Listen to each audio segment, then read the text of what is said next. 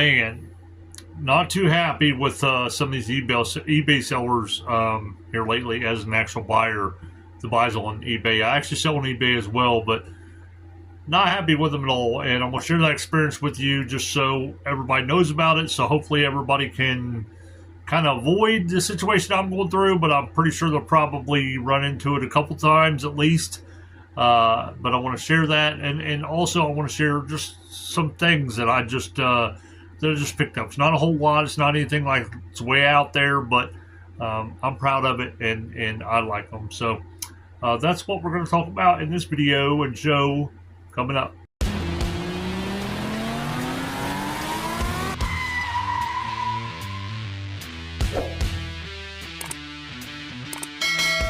For anybody that knows me, they know that all these, I haven't taken them down, all these empty cases here were all full of loose Camaros. All full of loose Camaros, plus I had more loose Camaros.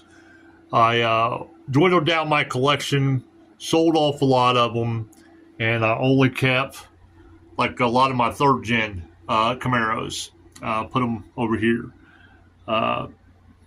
Well, one thing I regret actually getting rid of as far as the Camaros wise goes is the opening hood Camaros. I like them, and I think that they're actually going to probably increase in value or get harder and harder to find, especially all the different variations. So I'm in the process of getting them all back. I purchased some off of Whatnot, actually some different wheel variations and stuff. Purchased some of them. And I'll get them all back. I'll eventually get them all back. There's some really rare ones that I did have, but I'll eventually get them all back. And then I've got some there as well. That's a 80s red line right there. But I'll eventually get them all back. I also ended up picking up this as well. Does have a little bit of like sticker residue where there was a sticker on it. That can be cleaned off easy, but I'm not going to do it. Just going to leave it like it is. This is the Otter Pops Camaro. I got it on Whatnot. I actually got it off Whatnot for $8. I'm like, I haven't seen that before in collecting. And I'm a huge Camaro collector. So I'm like, it's got to be pretty scarce. And even the person selling it said they'd never seen it before. So I went ahead and picked it up. And I just now looked online, and these are going from anywhere between $100 to $200 because it's got the World Trade Center on it, and plus because these are pretty old. So got myself one heck of a deal with this, which I'm happy about. I normally I haven't had any issues with sellers on Whatnot. The only thing I've had with Whatnot is shipping wise goes. With the stuff being broke off or damaged or whatever because of the shipping process. Nothing with the seller. So, but I am very frustrated with eBay sellers. And the reason why I'm frustrated with these eBay sellers is because of, even if they're new sellers or whatever, it's like they don't want to communicate with you anymore. When after the sale's done, it's like they think that it's done.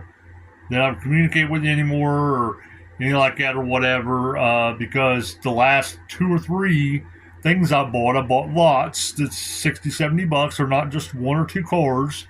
I've had issues with, like for example, the very first one that I had issues with. I put in an offer for it. He accepted the offer. I waited a while. I tried to wait a little bit longer than what everybody else would, to see if it comes, because I know the post office. I know sometimes there's delays on stuff and everything else. I don't want to hound the actual seller when it's already left them.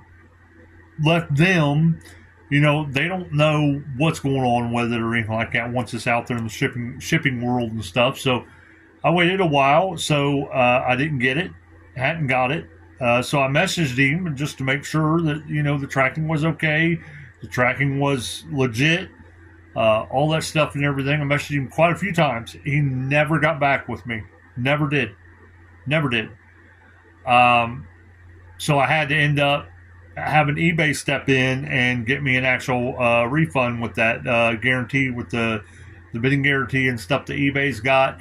I had to have them do that. Now, naturally, when you do that, they have you wait so many days before they will step in, and then when they step in, they do like a little investigation thing, and if they feel like you need to get a refund, you're going to get a refund. Doesn't mean you're going to, but I did end up getting a refund on that one, and still that seller has not messaged me and said sorry or none of that stuff. I don't know what in the world's going on with that seller.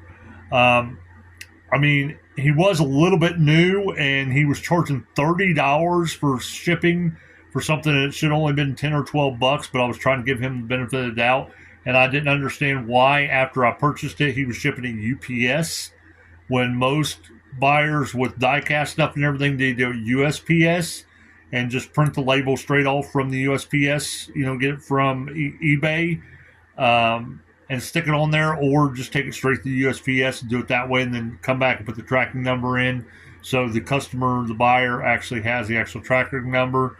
But still, if he was new, he still should be communicating with me. If he messed up, accepted the offer, and didn't want to do he should have just messaged me. I could let him know you can cancel it on your end. I have helped tons of buyers out there that are new. As long as they communicate with me, I'm not going to get upset, and most buyers won't. You will get them buyers that you just can't do anything with. They're just always going to be upset about something. But I've helped tons of buyers out in different ways, and I would not have been upset a bit if anybody like, look, I accidentally accepted that offer, or I did this by accident, or I don't know how to do this, or I found out it's going to cost me more on shipping. And yes, as long as they communicate with me, I would have been fine. And I'm like, oh my gosh. So I'm like, well, chalk that one up. But I did end up getting a refund. But again, you have to waste all that time going through the whole process, waiting on everything. Then you have to wait on a refund. Then you have to wait for the refund to actually hit your account. It's it's horrible. Absolutely horrible. So I'm like, hopefully that will never happen again, because that was the first issue that I had on eBay. The very next purchase that I've done, okay, it seems like it's happening again with somebody else. I purchased an item over a week and a half ago, and the tracking just says it's in and it's a big lot again, 60, 70 bucks. And it just says in the tracking status, it says it's pre-shipment, which means that the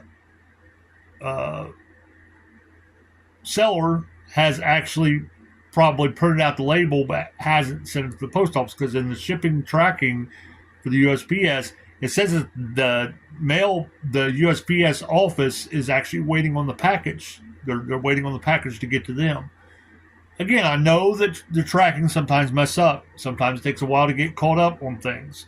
So I just messaged the seller and said, look, can you please let me know, what is going on with this, so I know, because I've been having issues with packages here lately, stuff like that. This is a lot of money for me to have tied up for a long time. I just want to make sure that I'm getting my product and everything else. I hope you understand this. And I tell them, I'm also a seller, so I get this, I get that. Just let me know what is going on. Well, it's been 2 or 3 days now, and that person hasn't messaged me back either. And I'm like, you have to communicate with your actual buyers, people, if you're going to sell anywhere, or if you're going to sell anything online, or even in person. You can't just ghost them after the purchase is actually made. You need to communicate with them until the stuff actually reaches their hand and they accept it in their hand. Say, okay, look, the sale's done.